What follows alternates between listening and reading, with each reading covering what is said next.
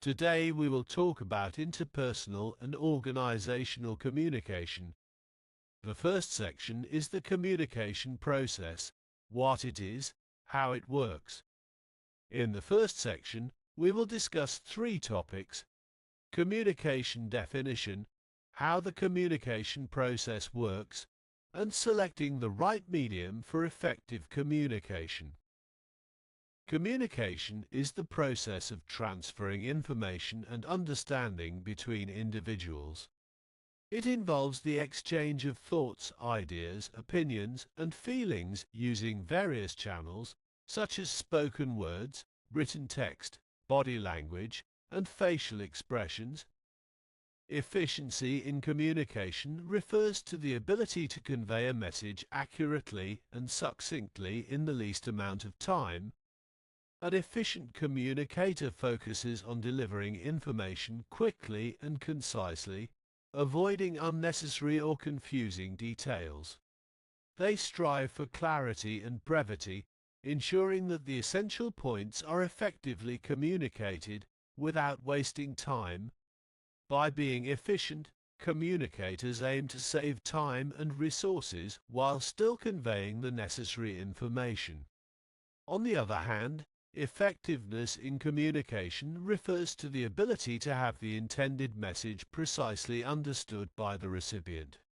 An effective communicator not only delivers the message, but also ensures that the receiver comprehends it as intended. They take into account factors such as the recipient's background, knowledge, and communication style, and modify their message accordingly to facilitate understanding. Effective communicators aim to minimize misunderstandings and promote accurate interpretation of the message. Okay. This figure actually shows how communication process works. Let's explain each part. 1. Sender, message, and receiver. Sender, the individual who initiates communication by sharing information or a message. Message, the content being communicated, which can be in the form of thoughts, ideas, facts, or emotions. Receiver, the intended recipient of the message, who is supposed to interpret and understand the communicated information. 2. Encoding and decoding. Encoding, the process of converting the message into symbols, language, or signals that the sender and receiver understand. Decoding, the process of interpreting and understanding the message by the receiver. 3. The medium, the method or channel through which the message is transmitted from the sender to the receiver. This could be verbal communication, spoken, written, text, email, note, or non-verbal, facial expressions, body language. 4. Feedback, the response or reaction of the receiver to the sender's message. It helps the sender understand whether the message was understood as intended. 5. Paraphrasing, restating the essence or main points of a message in one's own words. It demonstrates understanding and can clarify any misunderstandings. 6. Noise, any interference or disturbance that affects the clarity or understanding of the message. Examples include distractions, technical issues, language barriers, or jargon. 7. Jargon, specialized terminology or language specific to a particular profession, group, or field. It can create barriers to communication if the receiver is unfamiliar with the terms. Understanding these components is crucial for effective communication, as they influence how messages are transmitted, received, and understood. Now the question is a medium rich or lean in information? The concept of media richness refers to how effectively a particular communication medium conveys information and promotes understanding. Face-to-face communication is considered the richest medium, as it allows for multiple cues such as body language and tone of voice, as well as immediate feedback. On the other hand, written media, such as emails or text messages, are low in richness as they provide only one cue and lack real-time feedback. When choosing the right medium for a specific communication situation, managers need to consider several criteria. For example, for congratulating a team for exceeding goals, a combination of mediums may be appropriate. Addressing the group in person allows for personal connection and recognition. Sending an email ensures a written record and wider dissemination, and posting an announcement near the office coffee machine provides visibility and reinforces the message. When delivering a reprimand, the choice of medium should be handled with sensitivity. In-person communication may be the most suitable as it allows for direct interaction, immediate feedback, and the ability to convey nuances of tone and body language. However, managers should consider the individual circumstances and the relationship with the recipient before deciding on the appropriate medium.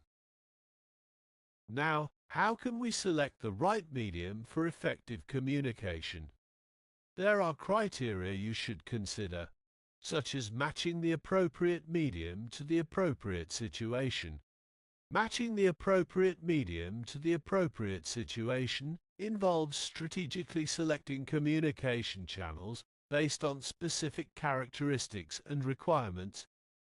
Different mediums vary in richness, which denotes the amount and variety of information they convey. The choice between rich and lean mediums depends on the message's nature, complexity, and context. Rich mediums, ideal for non-routine situations, and to avoid oversimplification, rich mediums enable high interaction, feedback, and personalization. Examples include face-to-face meetings, video conferences, and telephone calls. These mediums excel in conveying complex, ambiguous, or emotionally charged information, allowing for nuanced understanding and context. Lean mediums, suited for routine situations, and to avoid overloading, lean mediums provide limited cues for interpretation and minimal interactivity. Examples include emails, memos, or written documents. They are effective for conveying straightforward information without unnecessary complexity, making them suitable for routine communication or when detailed feedback isn't essential. Matching the richness of the communication medium to the situation's demands is crucial. Using a rich medium in a routine scenario may be excessive, while using a lean medium in a complex situation may lead to misunderstandings. Effective communicators assess the message's nature, context, and audience needs to select the most appropriate medium for optimal understanding and impact. Okay, now how managers fit into the communication process. There are three types of communication. Formal communication channels: up, down, sideways, outward, and informal communication channels. Formal communication channels are recognized as official and structured within organizations. They facilitate the flow of information according to predefined hierarchies and purposes. 1. Vertical communication, up and down the chain of command. Vertical communication involves the exchange of messages up and down the hierarchy within the organization. This includes bosses communicating with subordinates and vice versa. Downward communication originates from higher levels and moves to lower levels, while upward communication flows from lower levels to higher ones.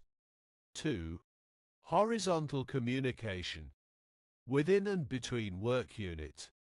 Horizontal communication occurs within and between work units, departments, or teams. Its primary purpose is coordination, enabling collaboration and information sharing among peers of the same hierarchical level. 3. External communication. Outside the organization. External communication encompasses interactions between individuals or groups inside and outside the organization. It involves communicating with external stakeholders such as clients, customers, suppliers, government agencies, or the public. In addition to formal channels, managers also need to be aware of informal communication channels that exist within an organization. Informal communication refers to unofficial exchanges of information outside formal channels, and these channels include 1. Grapevine. The grapevine is an informal network that spreads rumors, gossip, and unofficial information among employees. Managers should actively listen to the grapevine to gauge employee sentiments, identify potential issues, and address misinformation or concerns. Despite its potential for spreading rumors, the grapevine can serve important functions and fulfill the needs of those involved by quickly transmitting information and providing a sense of being in the know. 2. Social interactions. Informal communication also occurs during social interactions such as casual conversations, lunch breaks, or team-building activities. These settings provide opportunities for managers to build relationships, gather insights, and foster a positive work culture. 3. Face-to-face communication. This involves direct, in-person interaction between individuals, allowing for immediate feedback and interpretation of nonverbal cues. Face-to-face communication provides richness and clarity in conveying messages, facilitates immediate feedback, and plays a vital role in building and strengthening relationships. Despite the prevalence of electronic communication, face-to-face conversation remains a major part of most people's workday. Okay, in this section, we will discuss barriers to communication. There are different barriers, such as physical barriers, personal barriers, cross-cultural barriers, non-verbal communication, and gender differences. The first barrier is physical barriers: sound, time, space. These are examples of physical communication barriers that can impede effective interaction between individuals. 1. Technology issues. Problems like crashed laptops or poor phone reception disrupt communication by hindering the exchange of information. When technological tools fail to function properly, individuals may struggle to convey messages or receive feedback, leading to delays and misunderstandings. 2. Noise. Excessive noise, whether from others talking loudly or external sources like construction sounds, interferes with communication by creating distractions and making it difficult to hear or concentrate. In noisy environments, individuals may struggle to comprehend information or express themselves clearly, leading to communication breakdowns. 3. Physical distance. The distance between communicators can also act as a barrier. When there is too much distance, such as in long-distance communication or remote work situations, individuals may face challenges in establishing rapport, reading nonverbal cues, and maintaining engagement. Conversely, insufficient physical distance, such as overcrowded spaces, can lead to discomfort and inhibit open communication due to lack of privacy and personal space. Finding the right balance of physical proximity is crucial for effective communication to occur. Also, there are personal barriers. Personal barriers refer to individual attributes that hinder effective communication. These barriers can include variable skills in communicating effectively, as some individuals may naturally excel in communication while others struggle. However, it's important to note that communication skills can be learned and improved over time through practice and training. Another personal barrier is the variation in the way people process and interpret information. Senders can help mitigate misinterpretation by communicating clearly and concisely, while receivers can aid understanding by paraphrasing the message to ensure comprehension. Trustworthiness and credibility are also significant factors affecting communication. Low levels of trust can damage communication, making it essential to focus on building a trusting foundation within relationships and organizations.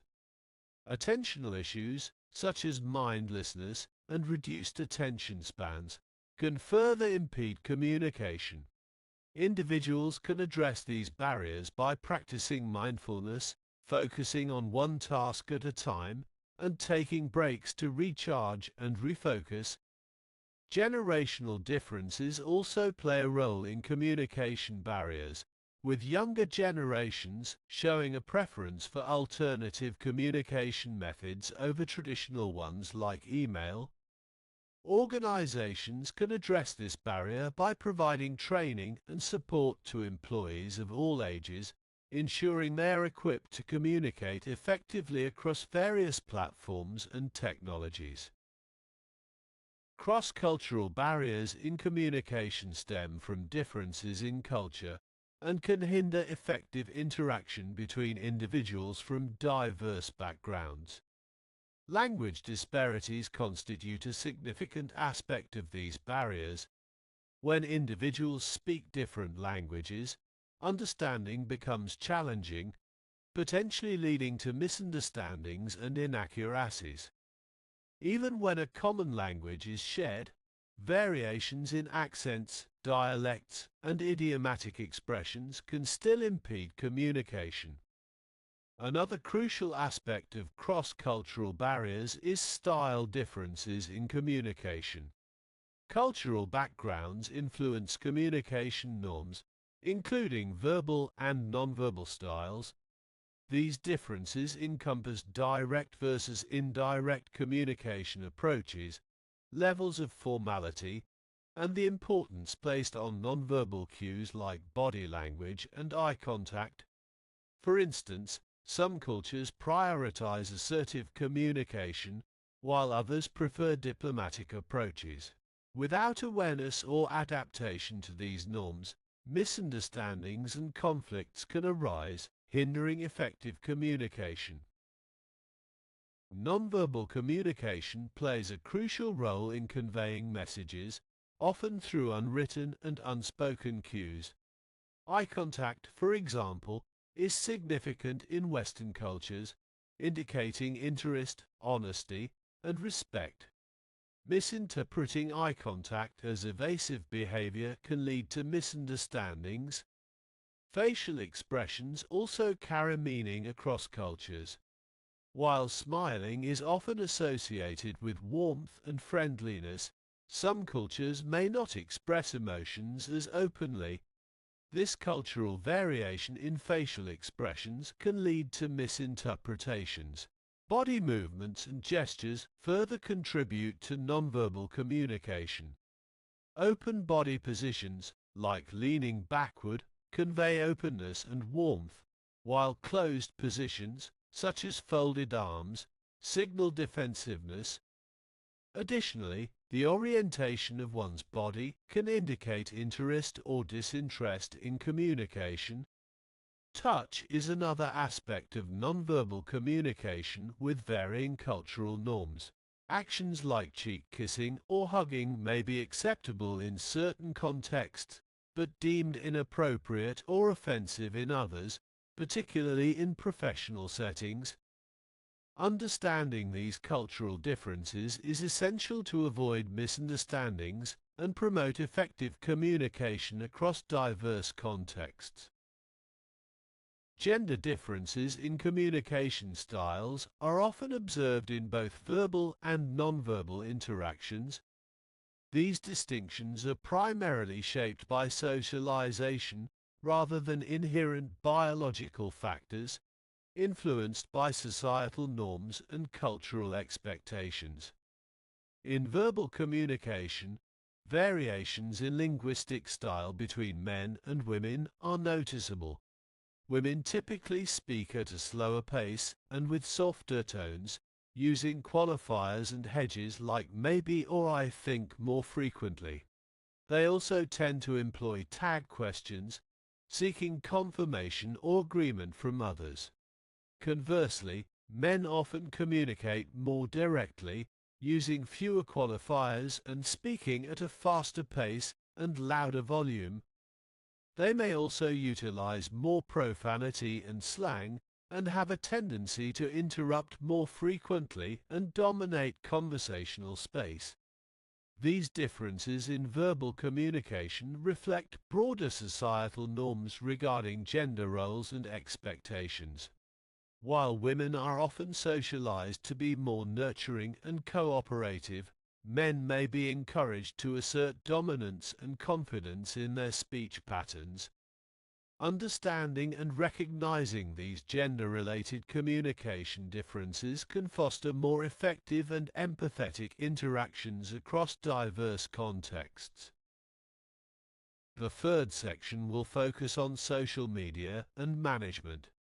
This section will cover: the use of social media has changed the fabric of our lives, social media, and managerial and organizational effectiveness. Downsides of social media and managerial considerations in creating social media policies.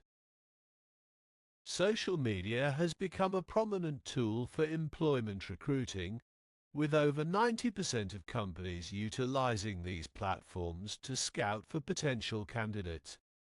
However, it's essential to recognize that social media recruitment can also lead to hiring discrimination if not implemented carefully. Despite this concern, social media, when used appropriately, can enhance employee productivity by facilitating communication and collaboration among team members.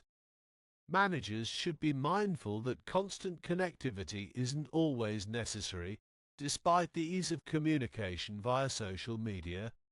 Moreover, companies believe in the benefits of social media for improving employer productivity by keeping employees engaged and satisfied. The essence of social media lies in connectivity, which fosters innovation, as seen in practices like crowdsourcing.